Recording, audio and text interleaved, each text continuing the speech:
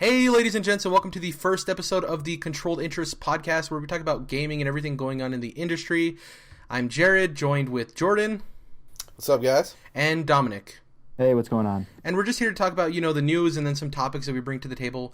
So I'm going to be pulling up the news stories here, guys. And since both of you guys are big PlayStation guys, over on the PlayStation blog, Justin Mason-Gill wrote about the February's top downloads. So we're going to play a little game here and have you guys try to guess what you think. We'll do the top 5 for PS4 and the top 3 for PS3. So we'll get the PS3 ones out of the way. So Jordan, you first. What do you think were the top 3 most downloaded games on the PS3 for the month of February? At this point, it's kind of just a crapshoot. Like Red Dead Redemption could pop up or something, but I think it's a strong pick if I go with like a sports game or Call of Duty. So since they only had multiplayer only on Call of Duty, I'm gonna say FIFA 16. Okay, and what about you, Dom? You can either guess all 3 games, or you can go Jordan's round and pick what you think is the top game. Oh, you guys are going to be surprised. I don't think you guys will get it, but we'll see. Well, I was going to say Call of Duty until you said that, but I'll stick with Call of Duty. Black Ops 3, is it now? So you're going to go with Call of Duty as well? Unfortunately, that was the number 6 selling game on the PS3. The top 3 selling games in descending order are at number 3, Army of Two: The Devil's Cartel, which is really interesting. Number 2, Minecraft, which is an easy go-to because Minecraft is always selling to this day. Should have thought of that. And number 1, Need for Speed Most Wanted. So yeah, it is kind of weird to kind of guess those games because it's a dying system in the sense of people are moving over to the new gen, and so going into the PS4 games, we'll do the top 5. Hopefully you guys will be able to get them. You don't have to pick the exact order, but I just want your guesses of what's going to be in that top 5. So this time we'll start off with you, Dom. Go ahead. What do you think? I'm going to say Far Cry Primal. That's out now, I believe. It's got to be at least in the 5. After that, probably still Call of Duty I could see staying in the top 5. I'll say Minecraft as well. Actually, I'm going to throw in Battlefront 2 because they recently announced a couple DLC and new heroes and stuff they're going to do later on. So I think that might help research that a little bit. So I'm at 4 now. What else? Man, what else is going on? Yeah, I'm at a loss. We'll just throw out Need for Speed too. Okay, and Jordan, what do you think? Let's see. I'm definitely going to go with Far Cry Primal since it came out at the tail end of the month. I'll say Need for Speed as well. Throw a sports game in there, so I'll say FIFA 16 again. Black Ops 3, and just for good measure, The Witness. Okay, so Primal's definitely in the top 5, and the other 4, neither of you guys guessed. So we'll start in descending order. At number 5, Street Fighter 5. Oh, of course. Yeah. Yeah, what was I thinking? Number 4 is Naruto Shippuden Ultimate yada yada yada. Naturally. Number 3, Rocket League still, which is really impressive. Wow. That game is a super hit. Primal came in at 2, so both of you guys made the safe pick there. Number 1, Firewatch. Huh.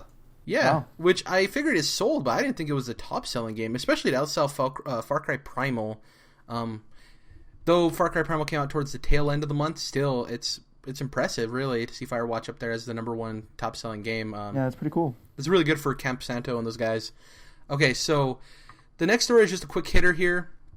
For all of you who are interested in Pokemon Go, with the recent announcement of Pokemon Sun and Moon, people are still wondering where Pokemon Go is.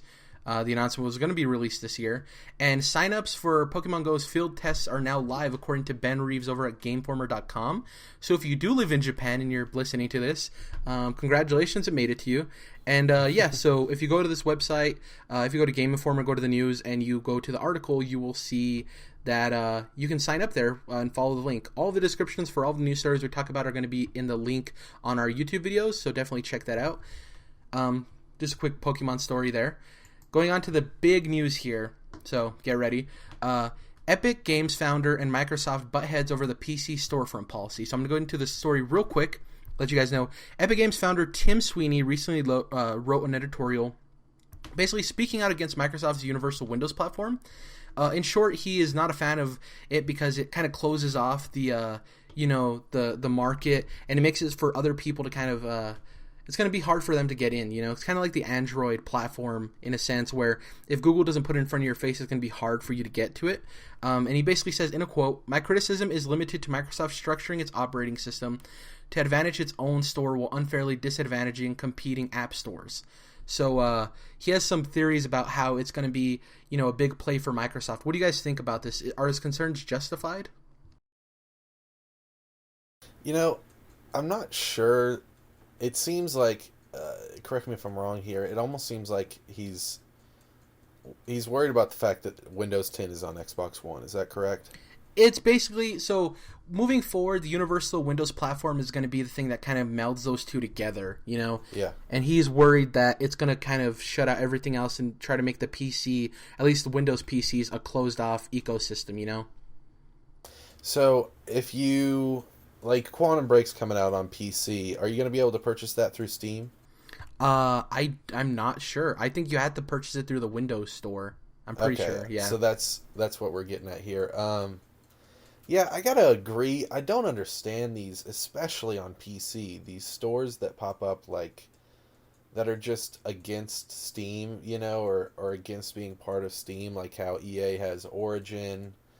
And there's other companies, publishers that have their own kind of website or game store to download from, and obviously this Windows one. I like the more agnostic approach with either going just straight with Steam, or I think good old games.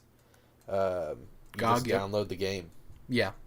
So I like that too, where it's like then you don't have to have Steam running in the background, which is obviously gonna hurt you from running higher end graphics. So it's like, yeah, just let us download the game if we're playing on PC, Right. Dom, what do you think about this? Do you think he's justified in his concerns whether or not, Microsoft is trying to close off the PC market to themselves? I mean, I guess it's complicated. So, I mean, first of all, I can't see the Windows Store being very successful long term for straight PC games, right? I mean, they tried to do this sort of thing before with Xbox Live on Windows. I can't remember what the exact title they used for it, but at the end of the day, I mean, it's still available on a PC. I mean, yeah, you're gonna have to go through a different store, but I can't see Microsoft ever completely, getting it to the point where they're shutting down Steam and Origin, where no one uses those anymore, and they only use. But what if it's cross-platform, cross-buy then? I mean, that would be ideal, obviously, but I mean, I guess right now I don't see it as a real concern, but maybe he's thinking a little longer term than I am. But I guess, go ahead. Oh, I was just gonna say, Jared, you bring up a good point. I think this platform that they're building right now is definitely a play to eventually build up to some kind of cross-buy system, because that is a big advantage that Sony has over them, where there's certain games I can buy for PS4 for like $20, and then I get a copy on PS3 and on Vita to take on the go. So it's like, it'd be really great if you could do the same with Quantum Break on PC and Xbox, Yeah, and it also allows you to play the game maybe a different time at higher settings. Also, yeah. It depends on how Windows is going to integrate the modding community as well. That's also a big play, Yeah, that's a good point. I think them having their own store could only hurt mods, Yeah. It's only going to make it more difficult to have your mod work on a certain game and be able to install it and do all those sorts of things, so. And maybe what if they also are uncomfortable with the way Steam handled their platform being hacked? But then again, Steam can go to them and say, well, consoles aren't harm-free either. Happens to you guys as well, Yeah, I don't know that that's it. I think they're just trying to get theirs, They're trying to corner their own spot on the PC platform. So we heard, you guys heard our concerns with his concerns, but the Xbox exec actually came out recently, right after this story had been published, and giving credit where credit is due. That story was from Kyle Hilliard over at Game Informer as well. He wrote up that piece. Link will be in the description. But right after that was posted over on GameSpot.com, Eddie McCook, I believe, I'm probably saying that wrong. He wrote an article talking about how the Xbox exec responded to these monopoly concerns, and he basically came out and said Windows has always been an open ecosystem welcoming the contributions of hardware and software partners and will always continue to be, which he does have a point. Windows has tried to work with as many people as they can, and they've tried to make their platform open. So just because they're trying to make this new universal Windows platform, all of a sudden people think that they're going to change their stance on this kind of stuff. So he does have a point, but then again, it is coming from the Xbox exec who works with Microsoft, so he's going to try to make them in the best light they can. So what do you guys think about the Xbox exec, replying to these monopoly concerns? Do you think he's being really biased? Do you think he has a point with this quote? What do you guys think? If I had to pick a side here, I'd probably say I'd go with the Epic Games guy, just because... Sweeney? Yep. Yeah, I think it's worth being skeptical, if, like I said, they are trying to corner their part of the PC platform. Why aren't they just, making a huge partnership with Steam, getting something going with Valve to where it's Steam finally is the platform on PC gaming, Yeah, that would be huge for Xbox too, because if Universal Windows platform is for both the console and the PC, right, and they work congruently with one another, if they're able to get Steam on their back and you can play your Steam games on your home console, that would be huge for Microsoft. That would be a crazy win, It would be a win, but they would lose money on it. So yeah, Dom? Yeah, so I wonder if that would be great for both parties, but if looking back now, Valve trying to penetrate the console market with the Steam machines too, kind of tells me they're not really interested in necessarily that kind of partnership with Microsoft. Sure. But albeit the Steam machines obviously kind of hit a brick wall, but yeah, still. Yeah, so I think there's really Epic's founder Tim Sweeney actually has a really strong relationship with Microsoft. Obviously, Epic Games published a lot of exclusive content for Microsoft, so with him having concerns, that's I think the problem here that people have is if this guy was so closely tied with Microsoft and he has concerns, people are kind of worried about that. But I think we're just gonna have to see where things go from here. I think it's way too early to see where this thing's gonna be implemented and how it's gonna be implemented. It's right to have concerns, but you can't really count the chickens before they're hatched kind of approach. So going into our last news story here, there was an article posted over at Kotaku.com by Jason Schreier, and it basically shows this advertisement for the Division where there's two quotes, one from GameZone, a gaming website, and one from IGN. And the IGN one states, best new franchise, and the GameZone one states, blows Destiny out of the water. Now, people are having issues with this because these aren't necessarily going towards the release of the Division. These quotes have been taken out of context, and, Ubisoft isn't the first company to do this, and they know that this is a game that's going to be competing directly heads-on with Destiny for years to come. And so the reason the quotes are being, targeted for false advertisement is that the best new franchise quote from IGN was taken from their E3 show, where they stated it was the best new franchise they saw at E3. So people feel as if them saying that this is the best new franchise now that it's releasing is kind of going against that, and people need to know where that quote was from. The other one is actually the correct quote, and it was relatively, a little while ago, but it was shortened. The actual quote says, the Division blows Destiny out of the water with 6.4 million beta users. So, that can be taken out of context as well, because it's talking about the beta numbers. That's all it's talking about. Because they shortened it, though, the quote means something entirely different. It's meaning that it's a better game, So people are worried about that. In the Game Zone, people actually said that next time they're actually going to make sure that when they give permission to somebody to use their quotes, that they're going to know exactly how they're used and where they're used. So do you guys think this is a case of false advertisement, or do you think this is just another company that's doing what everyone else does? What do you think, Dom? So I guess I'm a little uncomfortable with the way they take it out of context, but given what you said that that the party that actually made the comment, it was okay. So in this case, IGN was ultimately gave the okay for them to, And Game Zone. Exactly, yeah. So both those parties gave the okay for their quotes to be kind of cut off and shortened to make it sound a little different than it was really intended. Um, it's still, I mean, we could get into a real deep discussion about the ethics and morality of certain marketing and advertising techniques, but it still kind of rubs me the wrong way hearing about it, like when you hear what it was really meant to mean. So, and it kind of makes me think, like, now going forward, every time I hear something like that, I'm going to start to question, yeah, but they're saying this about this game, but let's see what the full quote was, that sort of thing. But from a morality standpoint, I mean, yeah, again, it kind of rubs me the wrong way.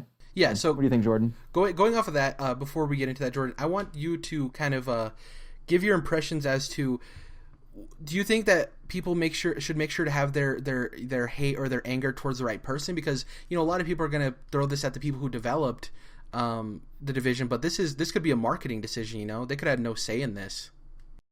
True. Yeah. I mean, obviously, I don't think the developers are the ones that made this call, so I definitely don't throw the blame at them. There's blame to be had here, and I definitely think it's unethical, and I'm totally not okay with it. At the same time, they're really kind of just playing with loopholes and not necessarily doing anything wrong. This reminds me last year when Tom Hardy did the movie Legend, where he played the two twin brother gangsters from Britain. He, the